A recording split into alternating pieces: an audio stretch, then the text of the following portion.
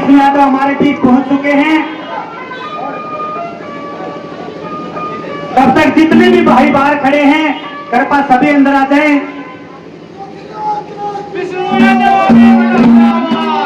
भाई विष्णु यादव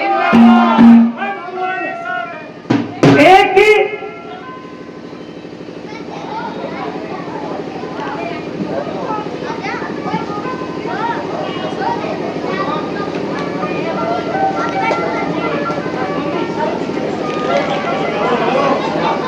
छोटो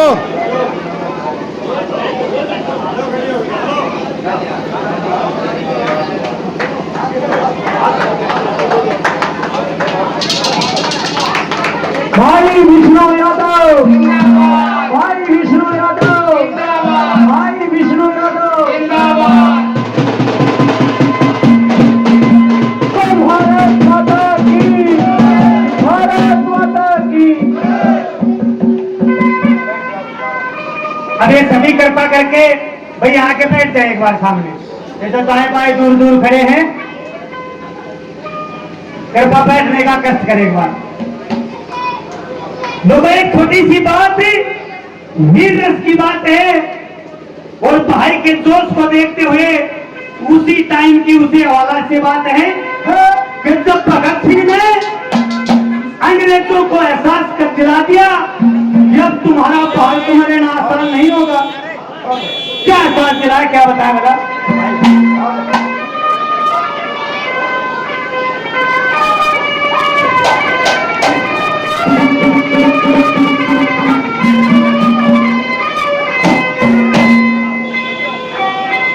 थर थरी कांपे थे अंग्रेज,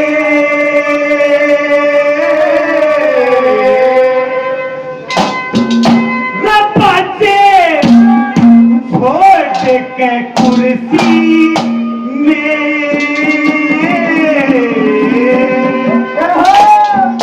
थर थर कांपे थे अंग्रेज, रपाचे वोट के कुर्सी में।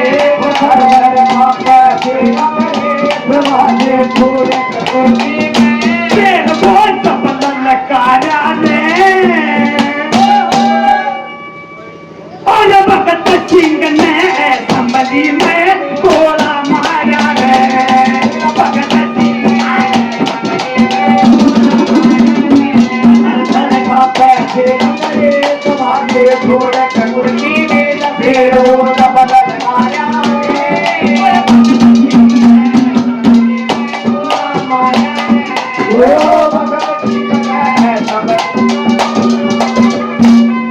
एक अकेले भगत सिंह ने पूरी हुकूमत को हिला दिया था। कैसे हिलाया, क्या बताना।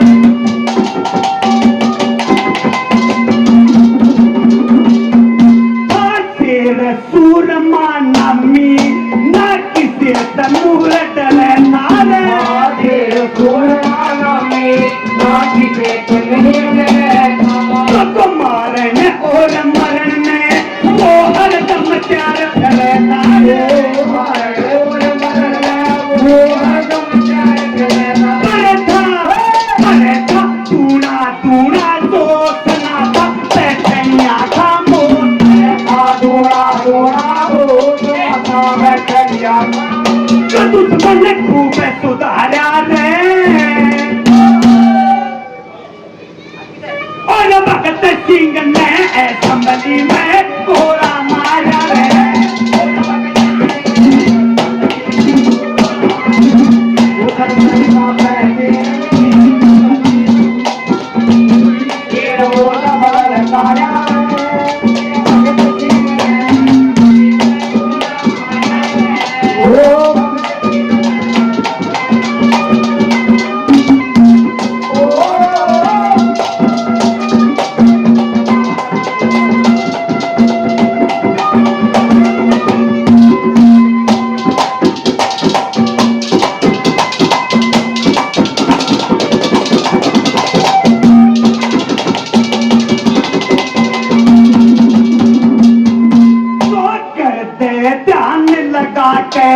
एक जगह देखती खाली में तो घर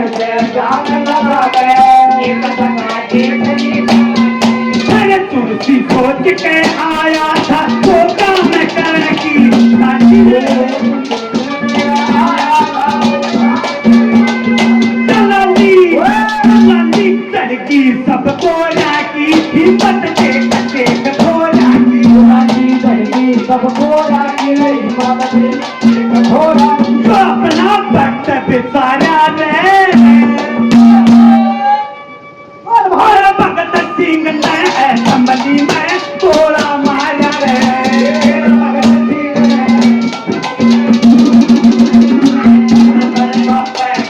ने ढोलक मुर्गी में फेरो बदल पाया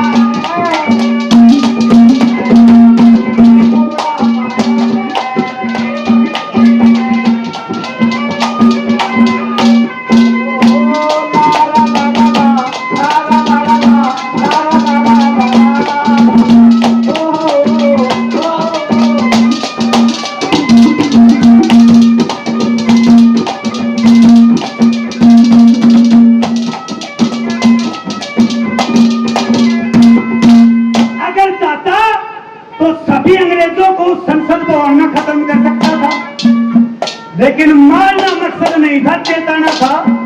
क्या बताया?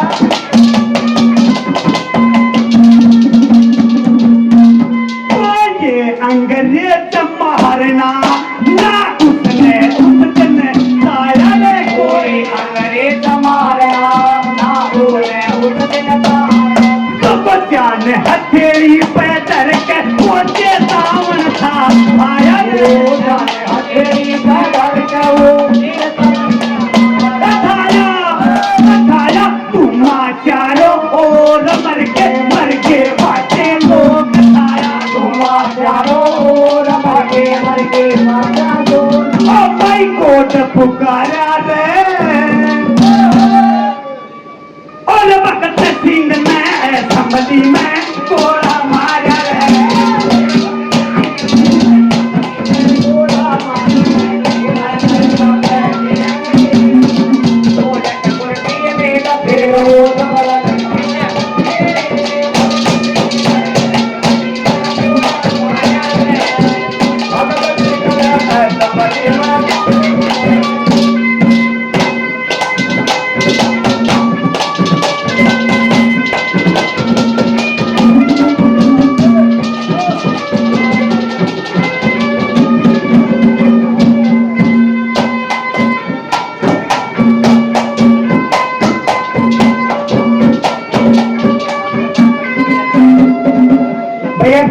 चीज का हमें इंतजार है।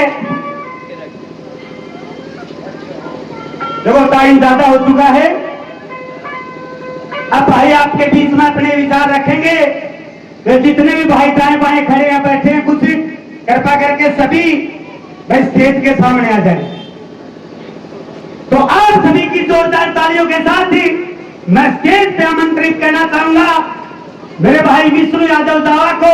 आप सभी की जोरदार तालियों के साथ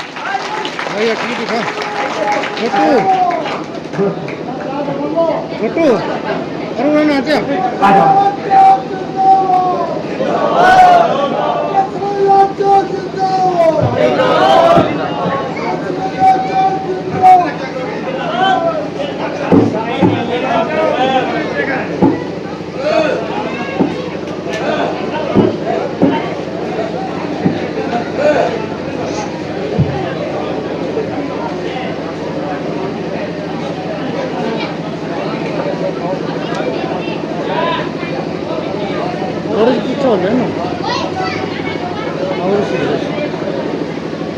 आदरणीय दलित प्रधान जी आएंगे और मैं विष्णु यादव को पगड़ी पहनाएंगे।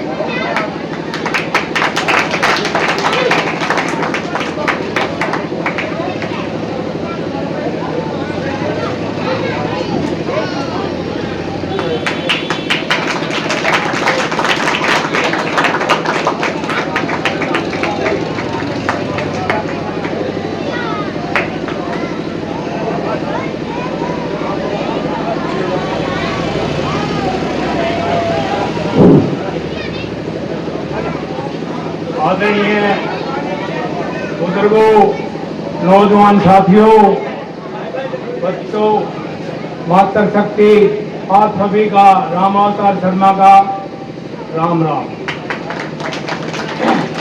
बसी गांव की पावन धरती में राम अवतार शर्मा प्रणाम करते हैं। मेरा सौभाग्य में रहा कि मैं यहाँ आकर कुछ दो शब्द कहूँ। भाइयों, इतने सरकारें आई हैं, गई हैं, लेकिन हर गांव में हर आदमी को समस्याएं मिल रही हैं। कभी भी किसी का कोई उद्धार नहीं किया किसी ने भी, लेकिन आपको एक नौजवान युवा साथी, शिक्षित, ईमानदार, बहुत ही नेक एक गरीब परिवार से आया है और इसको आप सफल बनाएंगे, जिसका नाम विष्णु यादव है, तो आपकी हर समस्याएं दूर करेंगे। नंबर एक, ये ना मानो कि भाई ये एमएलए बनने के बाद ही करेगा, नहीं, उससे पहले भी आप जाओगे। यहाँ महेंद्रगढ़ में इनकी मजदूर यूनियन का ये महामंत्री भी हैं, जिलाध्यक्ष भी हैं, इसलिए आप इनके पास जाओ, आपकी हर समस्या का थोड़ा घना जरूर समाधान करा रहे हैं। ठीक है, इसलिए मैं आपको ज्यादा समय न लेता हुआ विष्णु यादव को कहता हूं कि भाई इनकी हर समस्या का समाधान किया जाए और मेरे से कोई गलती हुई हो तो माफ करना। जय हिंद। आपका प्रिय नेता विष्णु यादव डॉक्टर।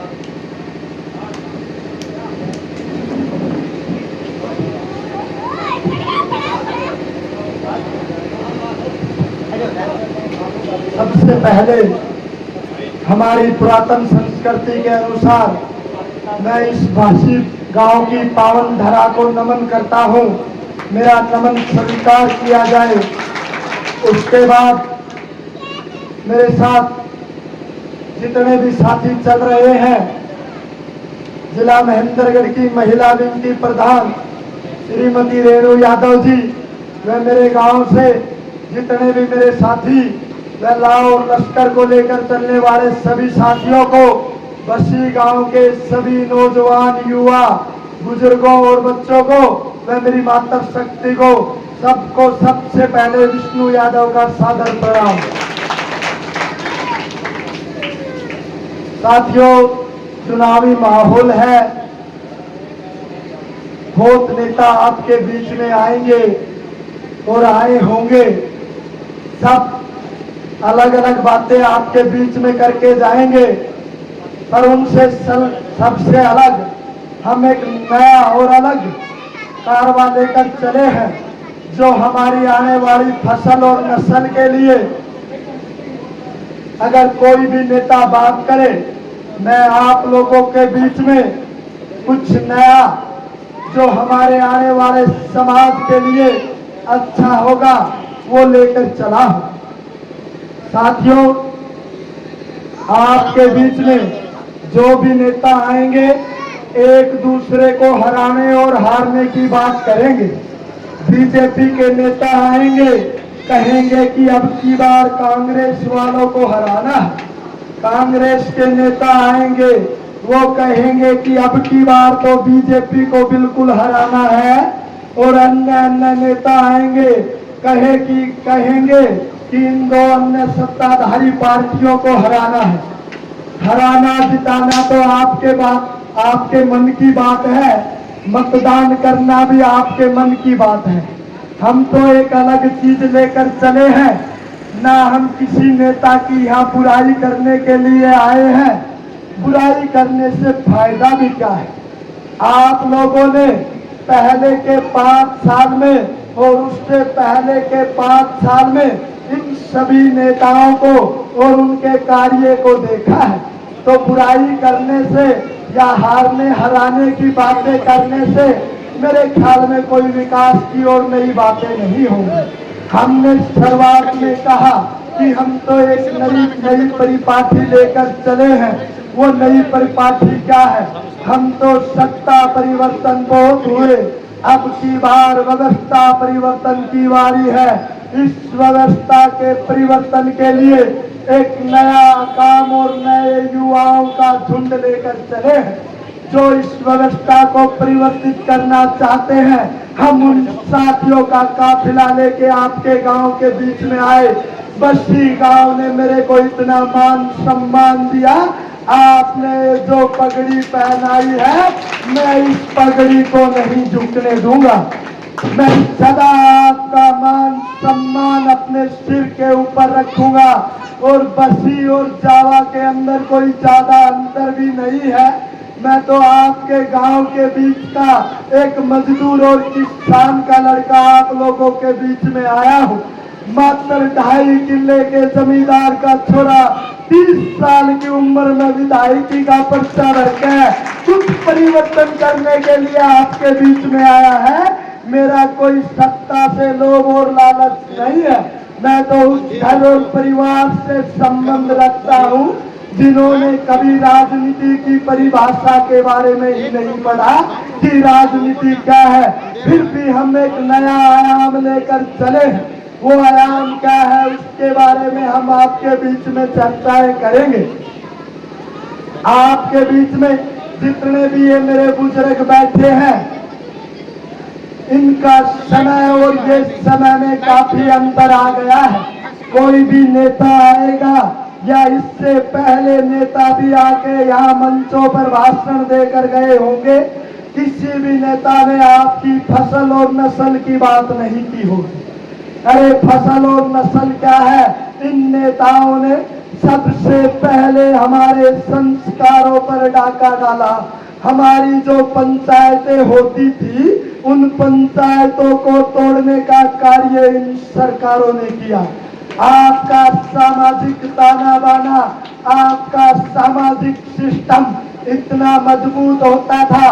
जो बुजुर्ग बैठे हैं, आपके जवानी का समय याद करो। आपके पिताजी हर जो भी फैसला ले लेते थे, किसी सरकार और पुलिस की हिम्मत नहीं होती थी कि गांव के बुजुर्गों ने जो फैसला ले लिया उस फैसले को कुचल दे। मैंने आपके बीच में रखा कि हम तो एक नया काफिला लेकर चले हैं। सबसे पहले मेरे इस समाज को बचाना होगा। हारने हराने की बातें हम नहीं करने आए हैं। हारना हराना उन लोगों को बना रहे, हम तो समाज को जोड़ने के लिए आए हैं। वही हरियाणा हम दोबारा से चाहते हैं। हम छोटे थे जब किताबों में पढ़ते थे, जहाँ दूध दही का खाना है वो मेरा हरियाणा है।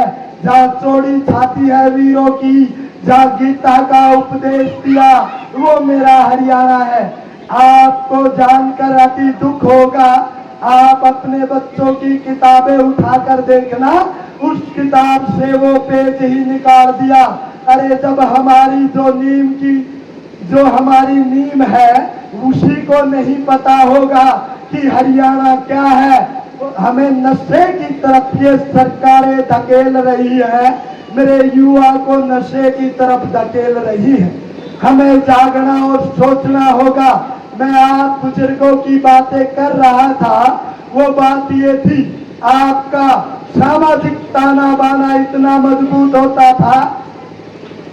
गांव का कोई लड़का शरारत करता मिल जाता था, आप बुजुर्ग उसको अपना समझ के चट्टू थप्पड़ लगा देते थे कि चल तेरे पिताजी को मैं बोलता हूँ, तूने ये गलत काम किया। पर बड़े दुख की बात है, आज आप किसी के बच्चे को छू भी नहीं सकते। आपसे ही कितनी भी गलती में देखे, आप आंख मीच के वहां से निकलने की कोशिश करोगे। ये ताना बाना इन सरकारों ने तोड़ने का काम किया। आप टीवी रेडियो और अखबारों में पढ़ते होंगे। छोटा सा उदाहरण देता हूँ, मेरी बात का बुरा मत मानना। आप रोज टीवी रेडियो अखबार में देखते हो फला फला गांव की लड़की ने गांव के लड़के से ही शादी कर ली, या जहां आपका हुक्का पानी चलता था उस गांव का लड़का आपकी गांव की बिटिया से शादी कर लेता है। आपकी पंचायतें और आप देखते रह जाते हो। ये सरकारें उनको पुलिस प्रोटेक्शन देती है। एक ही गोत्र के अंदर शादियां होने लग गई है और इससे ज्यादा इस समाज को आप कहां पहुंचाना चाहते हो। फिर राजगुरु भगत देव और सुखदेव ने, राजगुरु भगत सिंह और सुखदेव ने क्यों अपनी कुर्बानियां दी? जब हमें इस पश्चिम सभ्यता को ही अपनाना था। आपको सोचना होगा, ये आपका मनन करने का विषय है। आप सभी बुजुर्गों को सोचना होगा, कोई भी नेता आपके समाज को बचाने के लिए बात करके नहीं जाएगा। मैंने अगला विषय रखा, नस्ल की बात रखी मैंने। पहले आपका तंत्र इतना मजबूत होता था पंचायतों का, आपके फैसले को लाक नहीं सकते थे। वो फैसला आपका आपकी पंचायतों के अंदर कानून क्यों डाले, आपको इसलिए तोड़ा।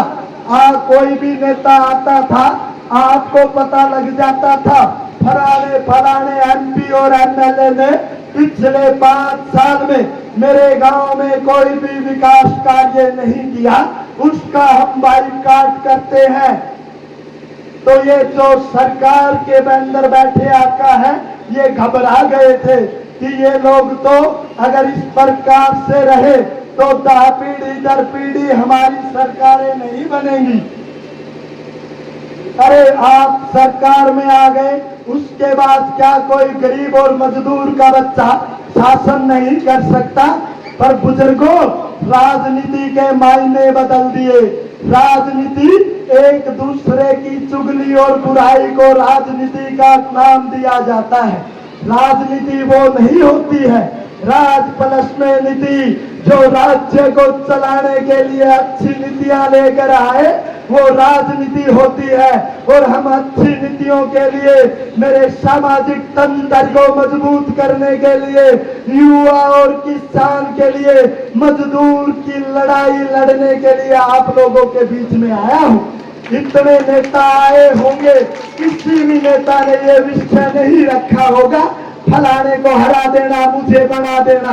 वो आपका विषय है, किसको बनाना है किसको नहीं बनाना है। तन से आप किसी के रहना, मन से विष्णु यादव के साथ जुड़ जाना। जो मन से जुड़ना चाहता है, मेरा रजिस्टर वाला लड़का यहाँ घूम रहा है, आप अपने नंबर लिखवा देना। अरे आप लोगों को जानकर हैरानी होगी, आपके पूरे जीवन की कष्ट और कमाई हम स्कूल कॉलेज यूनिवर्सिटियों के अंदर अपने बच्चों को अच्छी शिक्षा देने के लिए देते हैं। पर बड़े दुख की बात है, स्कूल और कॉलेज और यूनिवर्सिटियों के अंदर नशा पहुंचने लग गया है। जो हमारे युवा की देश के लिए शक्ति की पौध तैयार होती है, उस पौध को नशे के अंदर ये नेता डालते हैं। कोई भी एमएलए एमपी आपके बीच में आके ये नहीं कहेगा हम स्कूल कॉलेज और यूनिवर्सिटी से इस नशे को दूर करवा देंगे। अगर कोई कहे तो मतदान उधर करना, नहीं कहे तो आपके बेटे की तरफ करना। आपका बेटा आपके समाज को बचाने के लिए, आपके युवा को बचाने के लिए निकला है। मेरे को कोई राजनीति का शौक नहीं था। मैं तो आप लोगों को, जो मेरे एक दर्द और पीड़ा थी, उस पीड़ा को मंच के माध्यम से आप लोगों के लिए लेकर आ गया हूँ। अब मरहम लगाना ना लगाना वो आपकी सरदारी का काम है। अगर लगे कि ये लड़का हमारे युवा के लिए, हमारे बुजुर्गों के लिए, नौजवानों के लिए अच्छा काम करेगा, तो आने वाली 5 तारीख को नंबर 6 के ऊपर ईंट का निशान है, उसको दबाते जाना और एक बार विधायक बना के मेरे को चंडीगढ़ बैठा देना।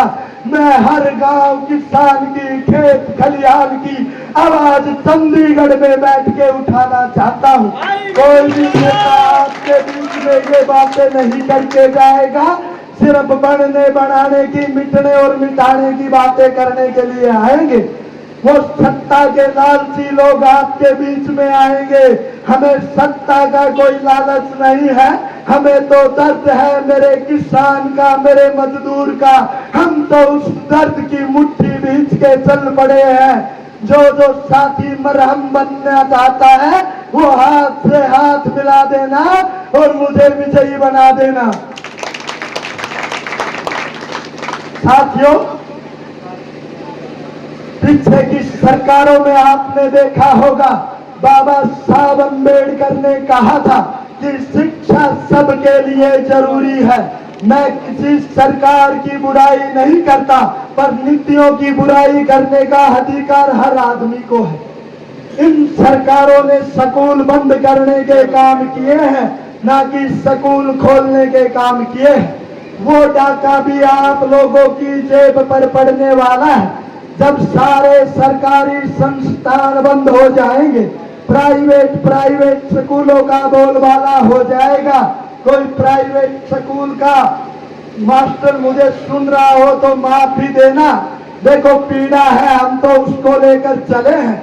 मैं तो सरकारों से मांग करता हूं कि नर्सरी से लेकर IIT तक सभी छात्राओं को फ्री में शिक्षा मिलनी चाहिए या नहीं मिलनी चाहिए। हमारे जीवन की गाढ़ी कमाई हमारी बच्चों की पढ़ाई में चली जाती है। कोई भी स्कूल इंस्टीट्यूट आपको गारंटी भी नहीं देता है कि आपका बच्चा LLB और PhD करने के बाद गारंटी से डॉक्टर, इंजीनियर, वकील और साइंटिस्ट बन जाएगा। गारंटी दे तो भी हम विचार करें, जब सरकार के पास नौकरियां नहीं है, गारंटी नहीं है, तो हमारी कमाई को क्यों लुटाया जाता है। हमने अगला विषय रखा, अभी आपने 12 तारीख से पहले एक नजारा देखा होगा पूरे हरियाणा में। मैं महेंद्रगढ़ की बात नहीं करता, पूरे हरियाणा में कुछ नेताओं के पर्चे रद्द हो गए, यानी टिकटें कट गई तो उनको रोना आ गया। वो टीवी रेडियो के ऊपर चीख मार मार के रो रहे थे कि हमारा पर्चा रद्द हो गया। अरे आप लोग सोचो, इन नेताओं से हम पूछते हैं, मेरे गरीब के, मजदूर का, किसान का बेटा अपनी जान हथेली पे रख के अपनी जीवन की, माँ बाप की गाड़ी कमाई से पेपर देने के लिए बाहर दूर दूर तक जाता है, और जब घर आता है तो पीछे से एक मैसेज आता है कि आपका पर्चा रद्द हो गया। ना जाने ये हमारे बच्चों के कितने पर्चे रद्द करते हैं।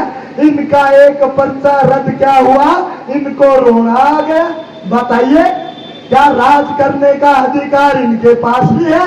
इनका एक पर्चा रद्द हुआ तो ये रोने लग गए, अरे मेरे किसान का, जमींदार के बच्चे के तो ना जाने कितने पर्चे साल में 5 बार ये लोग रद्द करते हैं।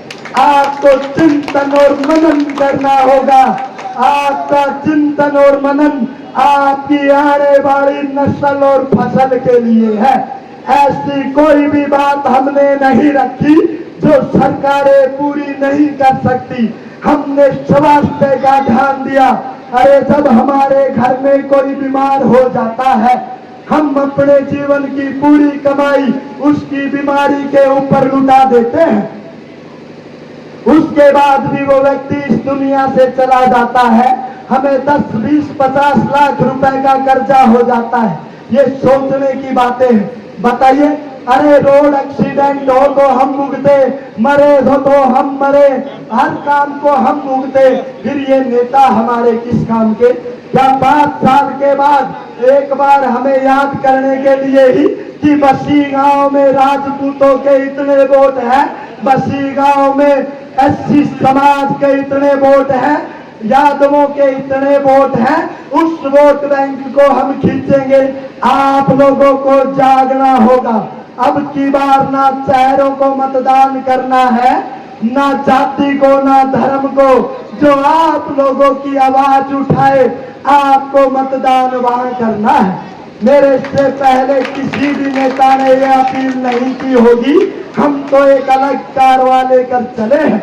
इस कारवे में वो जुड़े। कबीरदास ने कहा था कि जो घर फूके अपना वो चले हमारे साथ। वो जो पागल है, जिनके अंदर कसक है कि हाँ मेरा युवा खराब हो रहा है, मेरा आने वाली नस्ल और फसल पे सच में ये सरकारें डाका डाल रही है, उन लोगों की मुझे बहुत ज्यादा जरूरत है। वो मुट्ठी से मुट्ठी मिला के मेरा समर्थन कर दे। सरकारें बढ़ना ना बढ़ना एक अलग विषय रहेगा। आपके बीच में जितने भी MP MLA विधायक आएंगे, आपकी छोटी छोटी समस्या आप उनके सामने रखोगे तो वो आपको कहेंगे कि अगर हम सत्ता में आए तो हम आपके लिए काम करेंगे। हम आपके मन से बड़ी सरदारी के बीच में खुला आह्वान करके जाते हैं, आपके मंत्रियों को ये वीडियो दिखा देना कि आप तो राज के अंदर हो, फिर भी कहते हो कि हम आएंगे तो काम करेंगे। अरे 30 साल का लड़का जिसको राज की कैठा गैड़ा का नहीं पता, वो कहता है कि अगर हम सत्ता में नहीं आएंगे तो भी आप लोगों के काम करेंगे। श्री श्याम परिसर के अंदर बस स्टैंड के साथ में मेरा ऑफिस है। आपकी कोई भी छोटी मोटी समस्या हो, उस समस्या को लेकर आ जाना। मैं विधायक बनूं ना बनूं, मैं राज में आऊं ना आऊं, पर आपकी समस्या का निवारण मैं उस टाइम भी करने के लिए तत्पर रहूंगा। आपकी समस्या का निवारण मैं उस टाइम करने के लिए तत्पर रहूंगा। आपके हाथ में जो ये पर्चा आया है, इस पर्चे को संभाल के रखना। मतदान कहीं करना बाबा, मैंने तो खड़े होते कहा दिया था, जहां आपका मन जुड़े मतदान वहां करना। मुझे तो मन से जुड़ने वाले साथियों की जरूरत है। ये मत सोचना कि मैंने कमल का फूल दबाया था, अब मैं विष्णु के पास काम करवाने क्यों जाऊं। आप मतदान कहीं भी करना, फिर भी आ जाना। मेरे दरवाजे हर टाइम आपके लिए खुले हैं। मैं आप लोगों के कार्य करते वक्त बिल्कुल नहीं हिचकाऊंगा। जो आपको ये पर्चा दिया है, इसको संभाल के रखना। इसके ऊपर मेरे नंबर है। इस चुनाव के माहौल के बाद आपकी छोटी मोटी जो समस्याएं हो, राशन कार्ड, फैमिली ID, इधर उधर की जो बातें हैं, किसी कागज की खराबी को कोई भी अधिकारी कर्मचारी मना कर दे, इसको आप ठीक नहीं करवा सकते, उसके बाद भी आ जाना। हम सिस्टम को जानने की तो बात नहीं करते, पर आपका काम करने की ताकत रखते हैं। बगैर विधायक बने हम आपका काम करेंगे, बनाना ना बनाना आपकी मर्जी। मैंने एक बार भी आपको अपील नहीं की, हमने तो कहा ना होते हुए भी हम आपके लिए रहेंगे। जितने भी नेता आते होंगे वो कहते हैं मुझे बनाना, फलाने को हराना, तो मैं काम करूंगा। विष्णु यादव जहां भी जाता है कहता है कि आप आओ, मैं फिर भी आपके काम करूंगा। मैं कोई नया नहीं हूं। 10 सालों से आप लोगों के बीच में कोरोना जैसी महामारी जब देश के अंदर लगी हुई थी, सभी नेता वर्तमान सत्ता के और पिछली सत्ता के डूबके हुए बैठे थे। मैं महेंद्रगढ़ की सड़कों पर इसी प्रकार से गरज रहा था कि मजदूर के सम्मान में विष्णु यादव मैदान में मैं मजदूरों को नहीं झुकने दूंगा। अगर ये मजदूर मेरे साथ जुड़ जाए, अरे आप लोगों के अंदर इतनी ताकत है, आप किसी भी सत्ता को बना और बिगाड़ सकते हो। ये किसान मेरे साथ जुड़ जाए, मुझे किसी औरों की तो जरूरत है ही नहीं। ये मजदूर मुट्ठी से मुट्ठी बांध के मेरा साथ दे देना आपका ही चिन्ह है, जो हरदम आपके हाथ में रहती है। ईंट उसको भूल मत जाना। आने वाली 5 तारीख को ईंट से ईंट बिड़ा देना। विष्णु यादव की ईंट वाला खटका कटाकट दबा देना। आप बेहिचक होके दबा देना। मैं आप सब मजदूर, किसान और युवाओं की आवाज बन के चला हूँ। मेरा कारवा अलग है। मैंने किसी नेता की अब तक कोई बुराई नहीं की और ना ही मैं करूंगा। हम तो अलग परिपाटी के लोग हैं। मुझे पता है कि मेरा मजदूर किसान मेरे साथ है, मेरा कर्मचारी, मेरा युवा मेरे साथ है। मुझे किसी की निंदा करने की कोई जरूरत है ही नहीं। निंदा तो वो लोग करते हैं जिनका अस्तित्व नहीं बचता है। हमें निंदा की जरूरत है ही। पिछली सरकारों में चौधरी देवीलाल जी ने एक सम्मान दिया था कि 60 साल की उम्र होने के बाद बुजुर्गों को पेंशन मिलेगी। अरे इन पिछली सरकार के आकाओं ने 5 लाख से जिसके घर में ऊपर कमाई आती है उसकी पेंशन को काटने का काम किया है। अब ये सरकारें क्या चाहती है? ये सरकारें चाहती है कि जितने भी बूढ़े और बुढ़िया है वो मंदिर में जाए और घंटी बजा के ये बोल के आए, हे बम बोले मेरे बेटे की इनकम 5 लाख से ऊपर नहीं जानी चाहिए, नहीं तो मेरी पेंशन कट जाएगी। क्या ये सरकारों के काम है? ये सरकारों के काम नहीं है। अगर आप अपने बेटे विष्णु को विधायक बना के भेजते हो, आपके घर में 20-20 लाख रुपए की कमाई आए, आपको उम्र का सम्मान मिलेगा तो मिलेगा। किसी सरकार की इतनी हिम्मत नहीं होगी कि हम उसको कटने देंगे। वो तो आपकी उम्र का सम्मान है। हम बेबाक वादे और आपके बीच में नहीं करके जाएंगे। मेरी जितनी भी योजनाएं इसके अंदर लिखी हुई है आप पढ़ लेना। एक भी योजना को कोई साथी ये बोल दे कि ये होने की नहीं है तो हम प्रचार करना बंद कर देंगे। अरे सारी हमारी मूलभूत सुविधाएं हैं, सभी क्रांति लानी चाहिए। सरकार ठेके खोलने के लिए सब्सिडी देती है, उसकी तर्ज पे मेरे किसानों को मजदूरों को भैंसे रखने की सब्सिडी क्यों ना दे, ताकि हम दूध का व्यापार करके इस हरियाणा को वो ही दूध दही का हरियाणा बना दे। पर सरकारों की ये सोच नहीं है। कोई भी मंत्री आएगा ये नहीं बता के जाएगा। एक लास्ट विषय मैं और रखूंगा। मेरी बहन बेटियां पेपर देने के लिए जाती है। आप लोगों को पता नहीं होगा, जब मेरी माता बहनें पेपर देने के लिए दूर दूर तक जाती है, जब सरकार के मुनाइदे मेरी बहन बेटियों के कान की बालियों को निकलवा लेते हैं, उनके नाक की नथनी को निकलवा लेते हैं, यहाँ तक कि मंगलसूत्र को भी वो निकलवा के रख लेते हैं, पैर के बिछुओं को भी निकलवा लेते हैं। आप बताइए ये कौन सी परंपरा है? बुरा मत मानना, टोपी वालों की टोपी कभी नहीं निकलवाई जाती है। सिर्फ मेरी बहन बेटियों के नाक के कान के गले का सब निकलवा के रख लिया जाता है। आप टीवी रेडियो के ऊपर देखते होंगे, लाल कपड़े पहन के चिल्लाते हैं कि हम हिंदू राष्ट्र बनाएंगे, हिंदू राष्ट्र बनाएंगे। अरे हिंदू राष्ट्र आप लोग कैसे बनाओगे? अरे हिंदू का सबसे बड़ा प्रतीक ये एक नाड़ का धागा होता है। एग्जाम सेंटरों पे इसको भी खुलवा के घेर दिया जाता है। बताइए क्या ये लोग हिंदू राष्ट्र बनाएंगे? हिंदू राष्ट्र बनाने के लिए आपके बीच के बेटे को चुन के भेजो जो युवाओं की तरह सोचता हो, बुजुर्गों के जैसे विचार रखता हो, सोच उसकी युवाओं जैसी हो, जो आपके मान सम्मान को, इस हरियाणा के गौरव को वापस ला सके। इन सभी बातों को लेकर हम निकले हैं। मंजिल मिले ना मिले वो तो मुकद्दर की बातें हैं। मंजिल मिले ना मिले वो तो मुकद्दर की बात है। मैं कोशिश ना करूं ये गलत बात है। और जिंदगी जख्मों से भरी है, वक्त को मरहम बनाना सीख लो। हारना तो एक दिन मौत से भी है, फिलहाल जीना सीख लो, फिलहाल जीना सीख लो।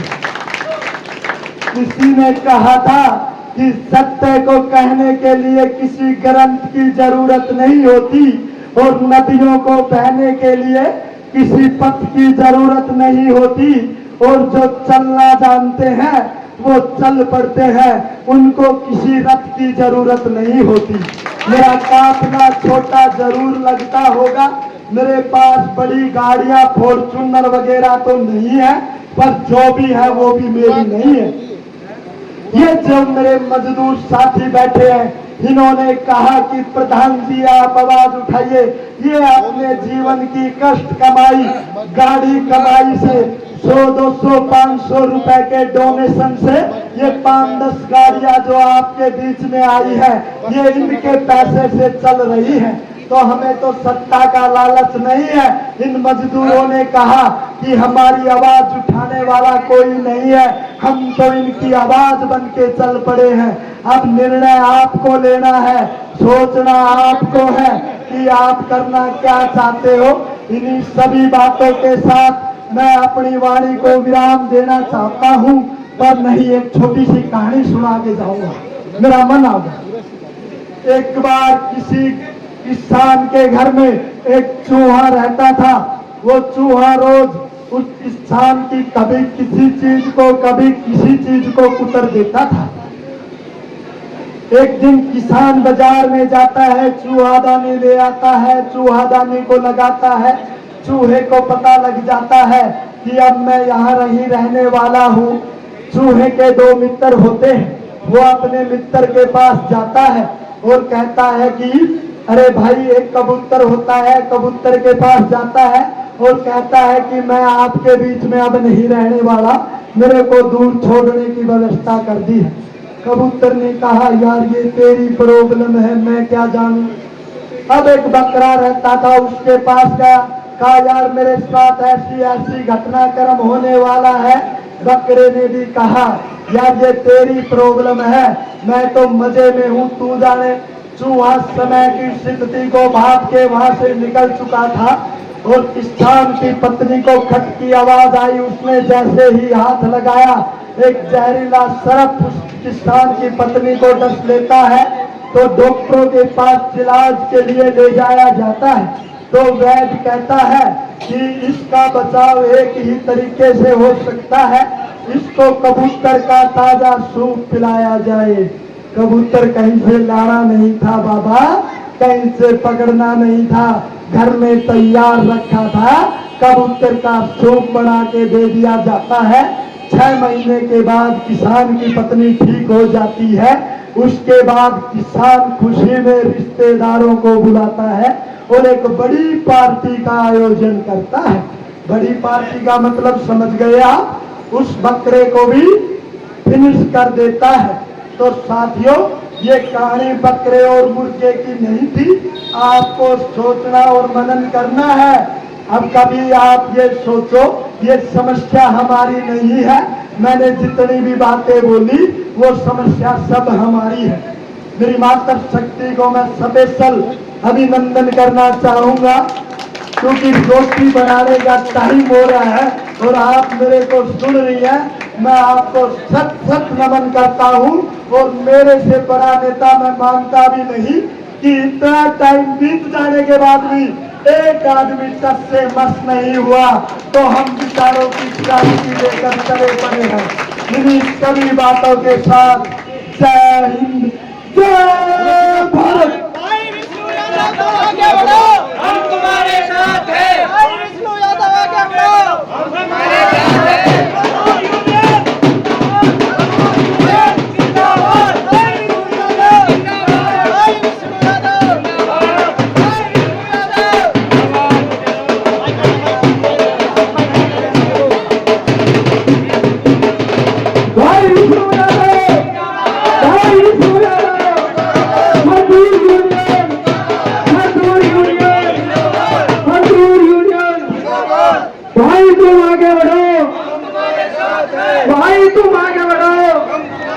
हैं। भाई विष्णु यादव आगे बढ़ो, हम तुम्हारे साथ हैं। भाई विष्णु यादव आगे बढ़ो, हम तुम्हारे साथ हैं।